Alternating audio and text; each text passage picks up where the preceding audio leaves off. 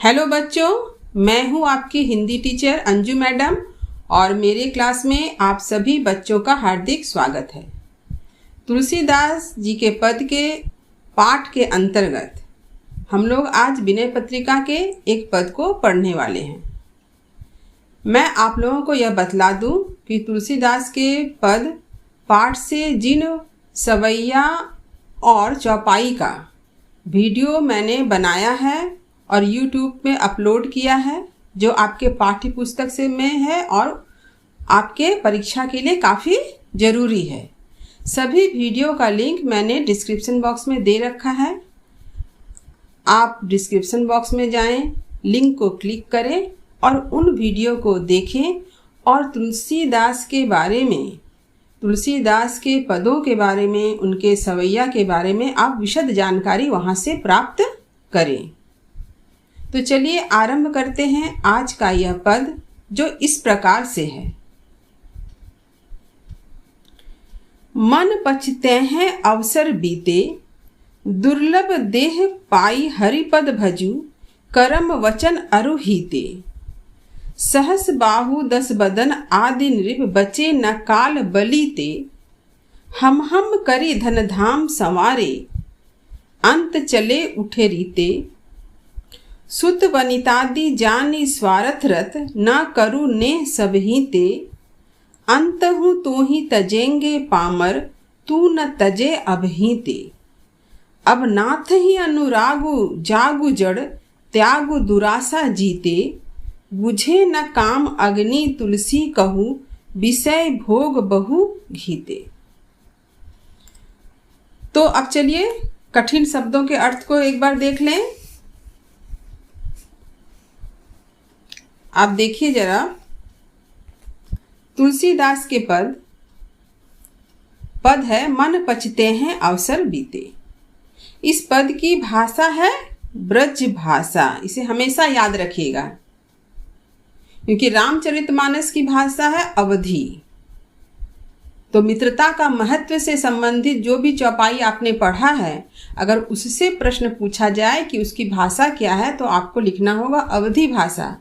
लेकिन जब मन पछते हैं अवसर बीते पद से संबंधित जब प्रश्न होंगे कि इस पद की काव्य भाषा क्या है, तो आपको लिखना होगा ब्रज भाषा।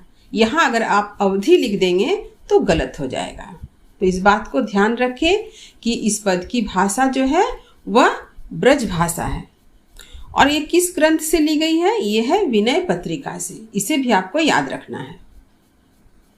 अब कठिन शब्दों के अर्थ को देखिए। पछिते हैं का अर्थ होता है पछताना, अफसोस करना। अवसर का क्या अर्थ होता है? मौका, समय। दुर्लभ किसे कहते हैं? जो बहुत कठिनाई से प्राप्त होता है। तो कठिनाई से किसी वस्तु का मिलना, उसे ही कहा जाता है दुर्लभ। देह का अर्थ आप लोग जानते हैं शरीर, तन। हरिपद, हरि का अर्थ होता है ईश्वर और पद मने पैर, यानी हो गया क्या? ईश्वर के चरण। भजू का अर्थ होता है भजना। करम का अर्थ है कर्म, वचन मतलब वाणी। सहस बाहु क्या? एक राजा थे जिनके सहस्त्र हाथ थे, कहते हैं इसके 1000 हाथ थे कहा जाता है।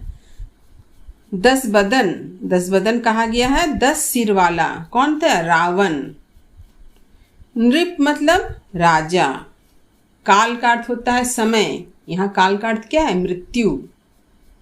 बलि यानी बलवान। ते मतलब से। करी माने करके। धन धाम माने धन, महल, धन दौलत भी आप लिख सकते हैं। अंत चले माने अंत समय में। तो अंत समय क्या है? मृत्यु होने पर। रीते कहा जाता है खाली हाथ, कहते ना रिक्त।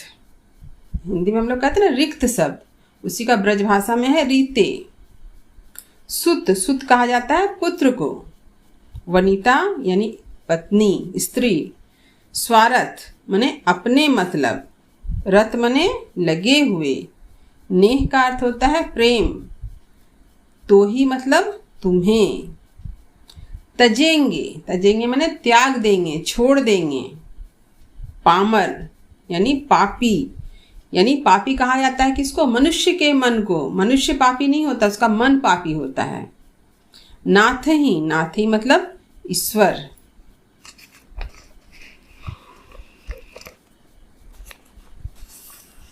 अब देखिए अनुरागु। अनुरागु का अर्थ होता है क्या? प्रेम। जड़, जड़ कहा गया मूर्ख को, उसको कोई बुद्धि नहीं है, जड़। त्यागु माने छोड़ देना। दुरासा, दुश्चिंता। काम अग्नि यानी इच्छा रूपी आग। विषय भोग यानी विषय वासना। आप यहाँ ध्यान रखिए, ये काम अग्नि में क्या है?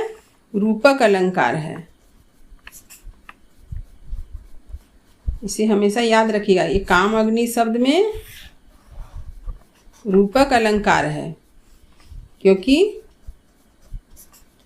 काम यानी इच्छा को ही आग माना गया है।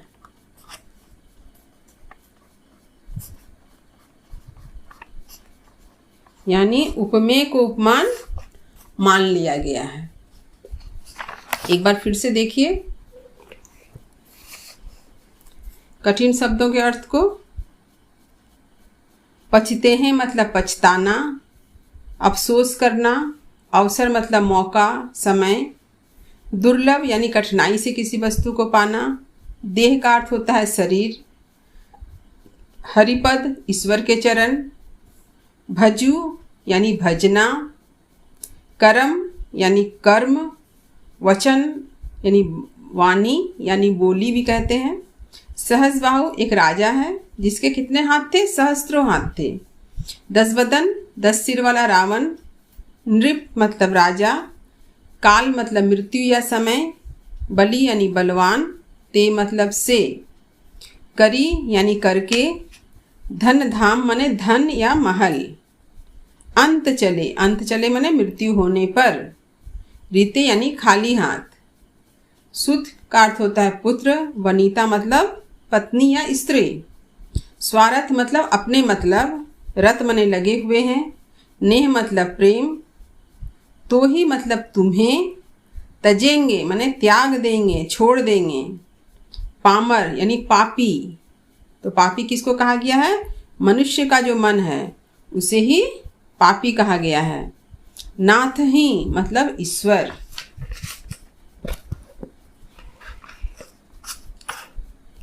अनुरागु मतलब प्रेम। जड़ मतलब मूर्ख। त्यागु मतलब छोड़ देना। दुरासा यानी दुश्चिंता। काम अग्नि इच्छा रूपी आग। तो ये इच्छा रूपी आग में क्या है? रूपक अलंकार है ये, क्योंकि काम को ही आग मान लिया गया है। विषय भोग यानी विषय वासना यानी इच्छा। अब चलिए पद के अर्थ को मैं समझाती हूँ।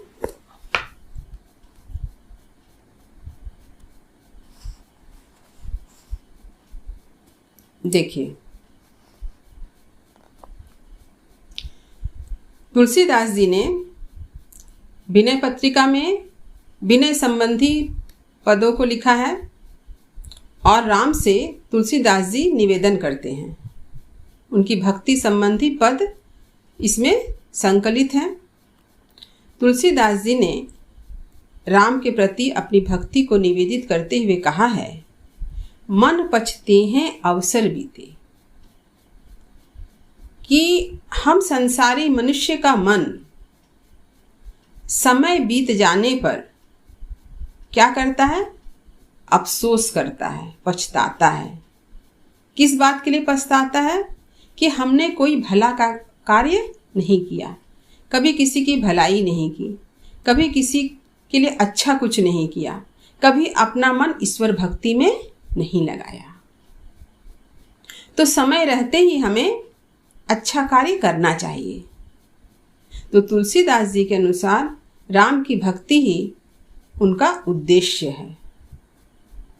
तो हम संसारी मनुष्य समय बीत जाने पर ईश्वर भक्ति नहीं करते हैं, इस कारण अफसोस करते हैं, पछताते हैं। तो हमें क्या करना चाहिए?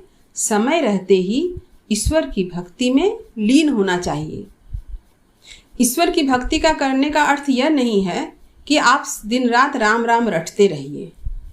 इस बात को यहाँ ध्यान रखिएगा कि तुलसीदास जी ने राम भक्ति में मन लगाने को कहा है, लेकिन ईश्वर की भक्ति का यह तात्पर्य कभी नहीं होता है कि आप सिर्फ ईश्वर की भक्ति करें और ईश्वर में ही डूबे रहें। आप संसार की चिंताओं को छोड़ दें, संसार के दुखों को परित्याग कर दिया, उसके तरफ ध्यान न दें। आपको पर सेवा तो करनी ही पड़ेगी, आपको परोपकार तो करना ही पड़ेगा, क्योंकि परोपकार से बड़ा कोई धर्म ही नहीं है, यह तुलसीदास जी ने ही बताया है। तो हरि भक्ति में ध्यान लगाना यानी पर सेवा करना। तो समय बीत जाने पर मनुष्य जो है पछताता है, अफसोस करता है कि समय बीत गया, लेकिन हमने कभी कोई अच्छा कार्य नहीं किया, हमने कभी ईश्वर में अपना ध्यान नहीं लगाया। दुर्लभ देह पाई हरिपद भजू करम वचन अरुहिते। तुलसीदास जी कहते हैं कि मनुष्य का जन्म जो है बड़ी कठिनाई से प्राप्त होता है, यह दुर्लभ शरीर है। कोई भी मनुष्य जब चाहे मानव शरीर धारण नहीं कर सकता है। मानव शरीर धारण करना एक दुर्लभ है, बहुत कठिनाई से मनुष्य जन्म प्राप्त होता है। तो इसलिए हमें क्या करना चाहिए? हरिपद भजू, मतलब ईश्वर के चरणों की वंदना करनी चाहिए। किस तरह से करना चाहिए? मन, वचन और कर्म से। यानी जो बात मन में है वही बात मेरे मुख से भी निकले और वही बात मैं कार्य रूप में परिणत भी करूं उसी कार्य को। तो उसे कहते हैं मन, वचन और कर्म। यानी जो बोलेंगे, जो सोचेंगे वही करेंगे। यानी हम मन में ईश्वर का नाम ले रहे हैं, मुंह से बोल रहे हैं, लेकिन हम कार्य गलत कर रहे हैं, तो ये भक्ति नहीं होगी। यानी तीनों में समन्वय रखना होगा, तभी जाकर के ईश्वर की भक्ति हो सकती है। उन्होंने उदाहरण दिया है कि इस संसार में बड़े बड़े प्रतापी राजा हुए, बलशाली राजा हुए, जिनको अपने शक्ति का, बल का बहुत अहंकार था। लेकिन ऐसे बलशाली राजा भी इस संसार में हमेशा के लिए नहीं रह पाए। जो अपने आप को अमर समझा करते थे, उनकी भी मृत्यु हो गई। तुलसीदास जी ने कहा है, सहस बाहु दस बदन आदि निर्भ बची न काल बलीते। तो काल क्या है? सबसे बड़ा बलवान है। काल सबसे बलवान होता है, यानी समय, मृत्यु, ये सबसे बलवान है, इससे कोई बच नहीं सकता है। तो इस धरती पर सहस्त्र बाहु और 10 बदन यानी रावण जैसे महाशक्तिशाली राजा हुए, जो अपने आप को अमर समझते थे। उन्हें ऐसा लगता था कि उनकी कभी मृत्यु नहीं होगी, लेकिन वे भी काल के मुख में जाने से नहीं बच सके। हम करी धन धाम सवारे अंत चले उठे रीते। तुलसीदास जी का कहना है कि इस संसार में रहने वाले जो मनुष्य होते हैं वह हम करी, यानी हम करी का अर्थ होता है यह मेरा है, यह मेरा है। ऐसे करके क्या करते हैं? धन धाम सवारे, धन दौलत सब संचय करते हैं, घर बनाते हैं, महल बनाते हैं कि यह मेरा है। लेकिन क्या होता है? अंत चले उठे रीति। लेकिन अंत समय में, यानी जब उनकी मृत्यु होती है, तो वे खाली हाथ इस संसार से विदा हो जाते हैं, अपने साथ कुछ भी नहीं लेकर जाते। रावण जैसे बहुत बलशाली था, उसके पास सोने की लंका थी, लेकिन जब उसकी मृत्यु हुई तो सोने की लंका इसी धरती पर रह गई और रावण को खाली हाथ ही जाना पड़ा। तो हमें क्या करना चाहिए? ऐसा कार्य करना चाहिए जिस कार्य के कारण हम इस संसार में अमर हो सके। हमें ऐसा कोई कार्य नहीं करना चाहिए कि मेरे जाने के बाद, हमारे जाने के बाद लोग हमें याद ही ना रखें। तो दूसरों का भला करना, दूसरों की सेवा करना, ये ऐसे ही कार्य हैं जिन कार्यों को करके मनुष्य संसार में अमर हो सकता है। सुत बनितादि जानी स्वार्थ रथ, न करु ने सबही दे। तुलसीदास जी ने मनुष्य को माया मोह से ऊपर उठने की बात कही है कि जब तक हम संसार के आकर्षण में फंसे रहते हैं तब तक हम संसार के लिए कोई अच्छा कार्य नहीं करते हैं, संसार की भलाई का कार्य नहीं करते हैं। इसलिए तुलसीदास जी का कहना है कि पुत्र स्त्री सभी कोई स्वार्थ के वश में किसी से बंधे होते हैं। इसलिए हे मनुष्य, तुम इन सब से प्रेम करना छोड़ दो। अंत हूं तो ही तजेंगे पामर, तू न तजे अब ही दे। क्योंकि तुलसीदास जी का कहना है कि अंत समय में ये सभी तुम्हें छोड़ देंगे। तो मनुष्य के मन को पामर कहते हैं, पापी कहते हुए कहते हैं कि अगर तुम अभी से, तू न तजे अब ही दे, अगर तुम अभी से नहीं त्यागोगे, माया मोह के बंधन को नहीं त्यागोगे, तो ये सभी तुम्हें त्याग देंगे। देखिए, एक उदाहरण आप लोग के सामने में है कि आप लोग सभी जानते थे रत्नाकर एक डाकू था जो इसी डकैती करके धन दौलत लूट करके अपना परिवार का पालन पोषण करता था। लेकिन जब एक बार नारद ने रत्नाकर से यह कहा कि तुम जो अपने परिवार के लिए ये जो पाप का कार्य करते हो, इसका भागीदार कौन होगा, तो रत्नाकर ने क्या कहा था कि मेरे परिवार के लोग ही होंगे, क्योंकि मैं परिवार के लोगों के लिए ये सारा कार्य करता हूँ। तो नारद जी ने रत्नाकर से कहा कि ठीक है, तुम जाओ अपने घर में जाओ और सबसे पूछ कर देखो कि तुम्हारे पाप का भागीदार कौन कौन है।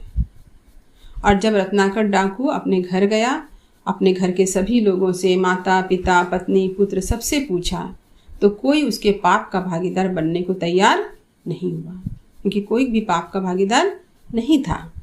क्योंकि पाप का भागीदार वही होता है जो पाप करता है। तो इस बात से रत्नाकर डाकू की आंखें खुल गई और उसके बाद से उन्होंने डकैती जैसे पापपूर्ण कार्य को करना छोड़ दिया और श्री राम का नाम स्मरण करने लगा। और एक दिन महर्षि वाल्मीकि के रूप में प्रसिद्ध हुआ, जिसने रामायण ग्रंथ लिखा है। तो मनुष्य को अपनी तरक्की के लिए, अपनी उन्नति के लिए अपनी आत्मा का उत्थान करना होता है, आत्म उत्थान। तो तुलसीदास जी का यही कहना है। और आत्म उत्थान कैसे होता है? जब हम दूसरों का भला करते हैं, संसार के लिए सोचते हैं, संसार के हित की सोचते हैं, तभी हमारा भला होता है, तब हमारे परिवार का भी भला हो जाता है।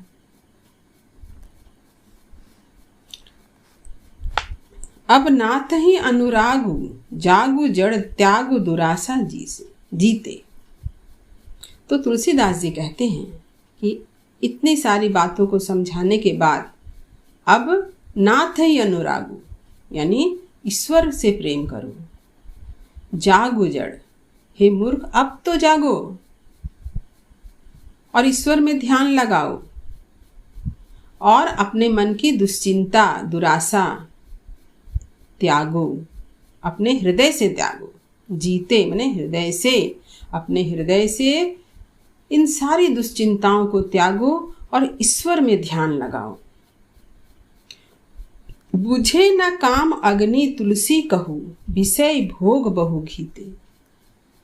देखिए, इस पंक्ति को समझने के लिए मैं आपके सामने एक उदाहरण प्रस्तुत करती हूँ कि जैसे यज्ञ में सभी जानते हैं हवन कुंड होता है, उसमें जो होता है लकड़ी जो है प्रज्वलित की जाती है, आग अग्नि प्रज्वलित की जाती है लकड़ी से। तो उस अग्नि को और ज़्यादा प्रज्वलित करने के लिए उसमें घी दिया जाता है, तो अग्नि और तेजी से प्रज्वलित होती है। तो अगर आप अग्नि को बुझाना चाहते हैं तो आपको घी देना होगा या पानी डालना होगा? स्वाभाविक है, पानी डालना है, क्योंकि घी डालने से क्या होता है, अग्नि और ज़्यादा तेजी से प्रज्वलित होती है।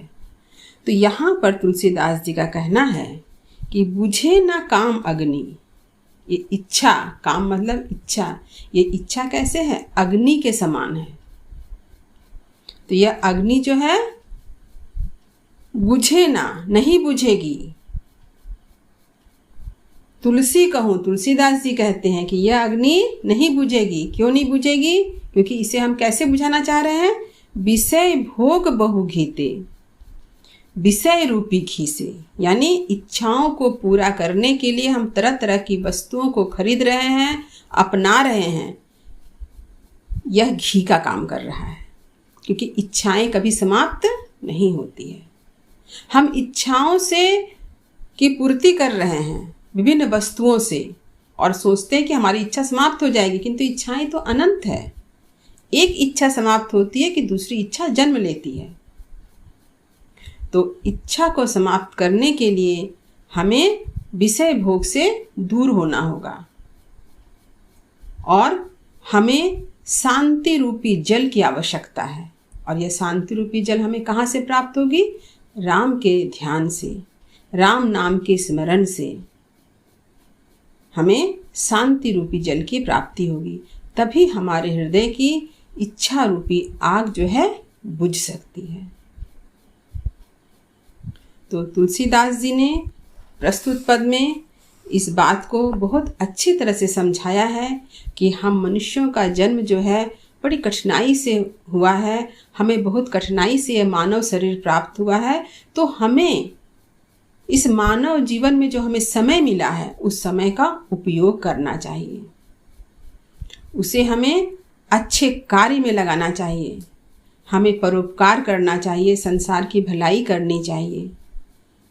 यदि हम स्वार्थी बन करके अपने लिए, सिर्फ अपने लिए धन दौलत इकट्ठा करते रह जाएंगे तो हमारा भला कभी नहीं होगा, क्योंकि मनुष्य को उसके कर्मों के कारण ही संसार में याद रखा जाता है। अन्यथा रावण जैसे बलशाली, सहस्त्रबाहु जैसे बलशाली राजा को भी इस संसार से खाली हाथ ही जाना पड़ा। तो हमारा अस्तित्व क्या है? हम तो एक साधारण से जीव हैं। तो हम अपने आप को इस संसार में तभी अमर बना सकते हैं जब हम अच्छे कार्य करेंगे, ईश्वर में ध्यान लगाएंगे, ईश्वर भक्ति करेंगे, परोपकार करेंगे और अपने मन की इच्छाओं को परित्याग करेंगे। तो उम्मीद करती हूँ कि तुलसीदास जी का यह पद आपको बहुत अच्छी तरह से समझ में आया होगा।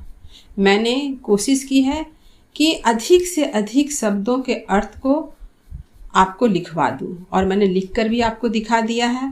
आप वीडियो ख़त्म हो जाएगा, देख लेंगे, एक बार सुन लेंगे अच्छी तरह से और याद करते हुए ध्यान रख करके हर बात को फिर से स्वयं से लिखने की कोशिश करेंगे। जब आपको समझ में नहीं आएगा तो फिर से वीडियो देखिए, लेकिन एक बार वीडियो सुन करके स्वयं से लिखने की कोशिश अवश्य कीजिए, ताकि आपको ये पता चले कि आपको कितना समझ में आया है। तभी जाकर के आप परीक्षा में जो भी प्रश्न पूछे जाएंगे उसका उत्तर आप अच्छी तरह से लिख पाएंगे। तो लिखने का अभ्यास अवश्य करें, वीडियो को सुने भी, जब भी समय मिले वीडियो को सुने और समझें और साथ ही साथ अवश्य लिखे भी। लिखना बहुत ज़रूरी है। तो इस वीडियो को लाइक करें, अपने सभी दोस्तों में, सभी मित्रों में, जो भी बच्चे क्लास 12 में पढ़ रहे हैं या जिन बच्चों को इस वीडियो की ज़रूरत है, आप उन सभी बच्चों में इस वीडियो को शेयर करें और सभी को चैनल सब्सक्राइब करने भी कहें। अगले वीडियो में मैं प्रश्न उत्तर चर्चा के साथ आपसे मिलूंगी। शुभकामनाओं के साथ, धन्यवाद।